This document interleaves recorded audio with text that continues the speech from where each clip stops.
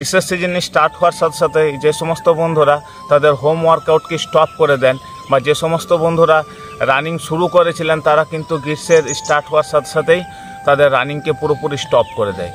এই 3-4 মাস যখন গরমের পরে আপনারা আবার ওয়ার্কআউট বা আপনার রানিংকে স্টার্ট করেন, আপনি যে লেভেলে ছিলেন আপনি সেই লেভেলেই কিন্তু থেকে যান। তো আজকে আমি আপনাদেরকে এমনই কয়েকটা টিপস বলবো, সেগুলিকে যদি আপনারা ফলো করেন তাহলে আপনার রানিংকে বা হোম ওয়ার্কআউটকে আপনি কিন্তু গ্রীষ্মের সিজনেও চালিয়ে যেতে পারবেন এবং আপনার ওয়ার্কআউট লেভেলকে আরও হাই লেভেলে নিয়ে যেতে পারবেন। তো চলুন এবার আমরা সেই টিপসগুলি আজ যে আপনাদেরকে টিপসটি বলবো, আপনারা ওয়ার্কআউটের সময় হালকা করে জল পান করুন মাঝে মাঝে। তার ফলে আপনার বডির ডিহাইড্রেশনের হাত থেকে বডিকে পুরো সেফটি রাখবে এবং আপনি লং টাইম ধরে ওয়ার্কআউটকে করতে পারবেন। 2 নাম্বার যে টিপসটি, আপনারা ওয়ার্কআউটের পরে অবশ্যই বেশি করে কিন্তু কুলিং ডাউন এক্সারসাইজগুলি প্র্যাকটিস করবেন, যার ফলে আপনার মাসলগুলি খুব তাড়াতাড়ি রিকভার হতে সাহায্য করবে এবং আপনার সারাদিনের লো এনার্জিকে আপনি সহজেই কিন্তু ফিরে পাবেন, যার ফলে আপনার সারাদিন বডির মধ্যে যে লেথার্জি ভাব সেগুলিকে আপনি কিন্তু সহজেই দূর করতে পারবেন। কারণ কুলিং ডাউন এক্সারসাইজ আমাদের মাসলগুলিকে খুব তাড়াতাড়ি আগের পোস্টারে নিয়ে আসতে সাহায্য করে এবং আপনার মাসলগুলিকে ডেভেলপ করতে সাহায্য করে। নাম্বার যে টিপসটি, আপনারা ওয়ার্কআউটের আধ ঘন্টা পর অবশ্যই কিন্তু ঠান্ডা জলে স্নান করে নেবেন, যার ফলে আপনার মাসলগুলি পুরোপুরি রিল্যাক্স হবে এবং আপনি সারাদিন যে লো এনার্জি ফিল করছিলেন ওয়ার্কআউটের পর সেটিকে আপনি কিন্তু খুব সহজেই বডির মধ্যে ফিরে পাবেন, যার ফলে আপনি সারাদিন পুরো ফিট থাকবেন। 4 নাম্বার যে টিপসটি, আপনারা গ্রীষ্মের সময় 4 লিটার থেকে 4.5 লিটার অবশ্যই জল পান করুন। 5 নাম্বার যে টিপসটি, আপনারা ওয়ার্কআউটের পরে অবশ্যই কিন্তু এই প্রাণায়াম 2টি প্র্যাকটিস করুন, যার ফলে আপনার বডির ভিতরে তাপমাত্রাকে সহজেই কিন্তু ব্যালেন্স রাখতে সাহায্য করবে বাইরের তাপমাত্রার সাথে।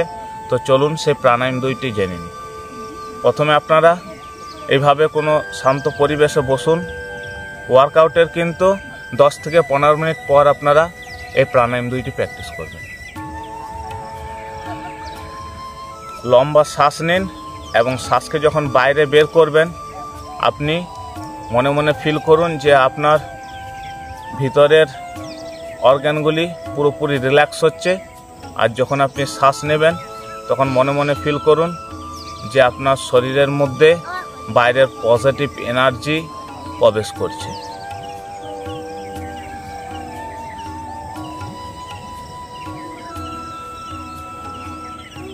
এইভাবে আপনারা 30 থেকে 40 বার ডিপ ব্রিদিং করুন, দেখবেন সঙ্গে সঙ্গে আপনার হারিয়ে যাওয়া এনার্জিকে আপনি কিন্তু ফিরে পাবেন এবং সারাদিন আপনি পুরো এনার্জেটিক থাকবেন।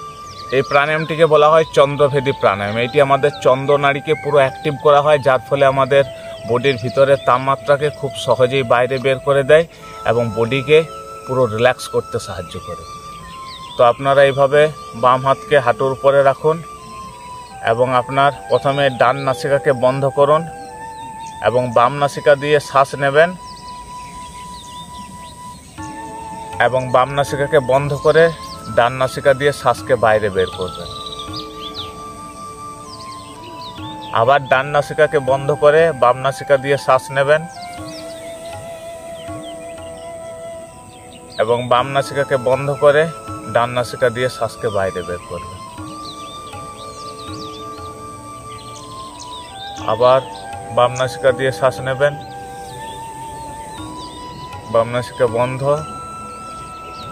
এই প্রাণায়ামটি আপনারা 4 থেকে 5 মিনিট প্র্যাকটিস করুন, দেখবেন ওয়ার্কআউটের পরে বা আপনি রানিংয়ের পরে যে বডির মধ্যে লো এনার্জি ফিল করছিলেন সেটাকে কিন্তু খুব সহজেই আপনি ফিরে পাবেন এবং সারাদিন আপনি পুরো এনার্জেটিক থাকবেন। সমস্ত বন্ধুরা সন্ধ্যার দিকে ওয়ার্কআউট করেন তারাও অবশ্য কিন্তু ওয়ার্কআউটের আধ ঘন্টা পর স্নান করে নেবেন। এর যে টিপসটি, আমাদের বডি এবং মাইন্ডকে পুরোপুরি রিল্যাক্স করার জন্য ঘুম একান্তই দরকার। তাই আপনারা গ্রীষ্মের সিজনে 8টা থেকে 8:30টার মধ্যে অবশ্যই রাত্রের খাবারকে খেয়ে ফেলুন এবং 10টা থেকে 10:30টার মধ্যে আপনারা শুয়ে পড়ুন, যার ফলে আপনার বডি এবং মাইন্ড পুরোপুরি রিল্যাক্স হবে এবং সকালে আপনি তাড়াতাড়ি উঠতে পারবেন এবং ওয়ার্কআউটকে করতে পারবেন। আপনার বডি এবং মাইন্ড যদি পুরোপুরি রিল্যাক্স না হয় তাহলে পরের দিন আপনি ওয়ার্কআউট করতে লো এনার্জি ফিল করবেন। তাই অবশ্যই আপনারা তাড়াতাড়ি ঘুমিয়ে পড়ুন।